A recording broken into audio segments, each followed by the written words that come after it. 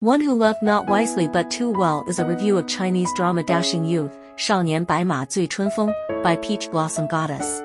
Once upon a time in Beili, there lived a woman who was simply too beautiful. 倾国倾城, she could fell a city with one look and fell a kingdom with a second look. This kind of woman is a menace to mankind that can only be locked out of sight in a gilded cage. This is the cautionary tale of a brave man, one that loved not wisely but too well, who dared to set her free, and his one true friend who tried to help him do the right thing. Dashing Youth 少年白马醉春风, or Young White Horse Drunk in the Spring Breeze, is the highly anticipated prequel to 2022's dark horse hit high fantasy martial arts drama The Blood of Youth 少年歌行. Like its predecessor, it is a youthful coming-of-age story about friendship, adventure and the spirited idealism of youth. Even though Bai Li Dongjun is the titular character, it is equally his best friend Ye Yun's villain origin story. They are parallel characters, both innate martial artists and scions of the Beili Empire's founding families. As boys, they vowed to storm the martial world together when they grew up, Yun as the sword deity and Dongjun as the liquor deity. After the Yi family's downfall, they are destined to go down opposite paths. Dongjun lives a charmed life, making a name for himself as Yi Changxing's final disciple at the prestigious Jixia Academy, surrounded by new friends like c-dramareview and Beili's 8 talented gentlemen. He reunites briefly with Ye Yun, who now calls himself Ye Dingzhi. In sharp contrast, Ye Dingzhi's path is a lonely one, full of obstacles, inequities, betrayals and brief snatches of happiness. At its core, this is quite a straightforward story that is cluttered in the storytelling. There are too many digressions into the who's who of the martial world and its pretentious rankings. While the fan service is terrific, such a dazzling array of too hot-to-handle swordsmen put my exploding ovaries in danger of apoplexy. The surfeit of hot filler characters with shallow side stories distract from the main arcs. For all their fancy swords and pompous rankings, all we see are a few showy poses and twirls before the CGI takes over and screen explodes in a gory orgy of light and digital creatures. While the CGI is well done, it is a big letdown not to see a few well-choreographed live-action fight sequences. I was happy to see Hou Minghao dub himself as Bai Li Dongjun. It makes a big difference in how the character comes to life. While his acting is still a work in progress, he plays a character he can relate to and it shows. Ye Dingzhi is a more complex and intense role, one that He Yu pulls off charismatically. Even though he does questionable things, I empathized with him every step of the way. It would have been nice to see more of Xia Zhiguang as c-dramareview. The humor and camaraderie between all the Dashing Youths is one of the drama's highlights. Even though the romances are not convincingly written or well developed, I liked all of the couples enough to root for them. The role of Yi Wenjun should have been more sympathetically portrayed instead of just as helpless, selfish and willful.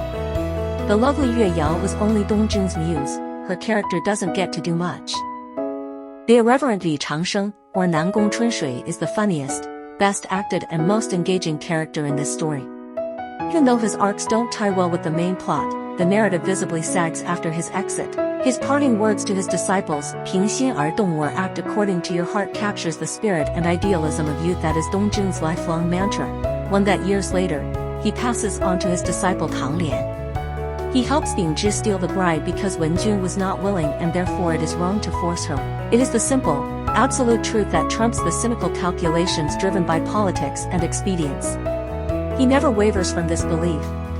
It is true that Wenjun is a selfish, weak and dislikable character who makes terrible decisions with devastating consequences, but she was still wronged in the first place. Thus, like Dongjun, I understood, even tried to empathize with her until she was too easily manipulated into returning to the capital. That was not only a stupid decision, it showed that she simply did not trust and love Dingzhi enough to wait for him.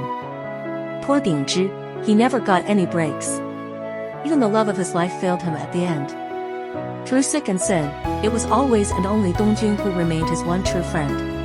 There is little new in the political plot that wasn't revealed in dialogue and flashbacks in TBOY. Which would be fine if they fleshed out the character stories and the succession struggle instead.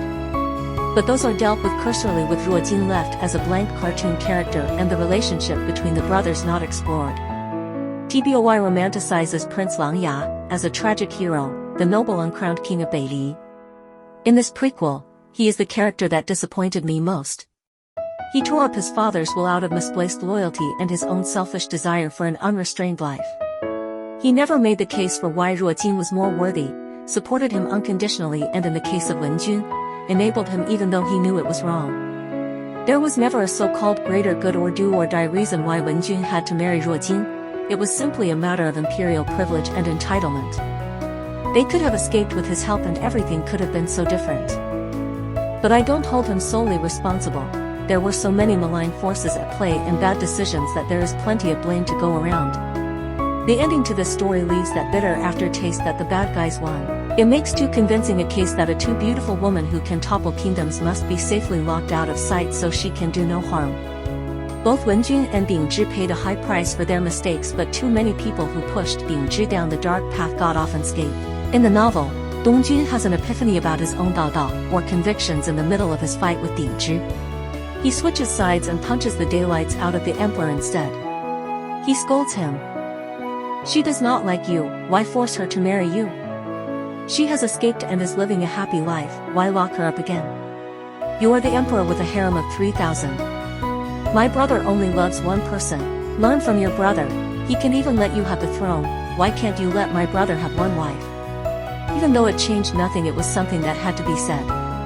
Without the scene, Ruojin is never called out or held accountable for his role in starting a war over a woman. Instead it is Bingzhi who is destroyed and villainized for trying to hold on to a grass hut in a tiny corner of the world where he was happy. It is very hard to feel good about a story that ends like this. This messy and disappointing prequel was in some ways limited by what was already canon in TBOY, but still could have been better on multiple fronts. Nonetheless, it is a chock full of eye candy and a fun watch if you don't look too hard at it and ignore the inconsistencies with TBOY. Even though this is a critical review, I enjoyed the drama.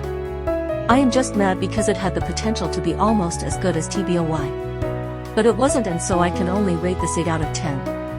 I am still happy to recommend it, especially if you love TBOY. If you liked Wu Xin before, you will love him more after knowing his parents' story.